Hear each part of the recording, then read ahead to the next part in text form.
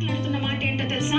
స్తుతియాగం అర్పించువాడు నన్ను మహిమపరచుచున్నాడు, నేను వానికి దేవుని రక్షణ కనుపరచునట్లు వాడు మార్గము సిద్ధపరచు కొనును.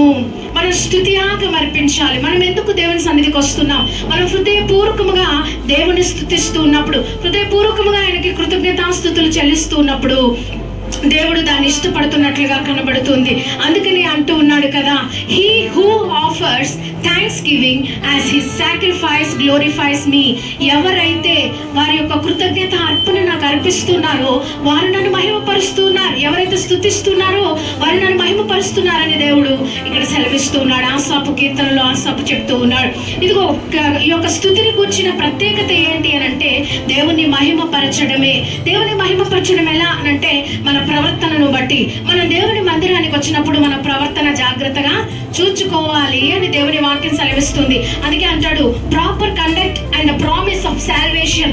దేవుని యొక్క రక్షణ, దేవుడు వాగ్దానం చేసిన విధంగా ఆయన ఇచ్చిన రక్షణను బట్టి, మనం దేవుని సన్నిధానంలో ప్రవర్తిస్తున్న విధానాన్ని బట్టి, అదేవిధంగా దేవుని యొక్క సృష్టిని బట్టి, ఆయన చేతి పనులను బట్టి మనం దేవుని మహిమపరచాలి అని అంటూ ఉన్నాడు. అందుకనే మొదటి సమూయేలు గ్రంథం 15వ అధ్యాయం 22వ వచనం ఈ రీతిగా సెలవిస్తుంది, బలులు అర్పించుట కంటే మాట వినుట శ్రేష్టము.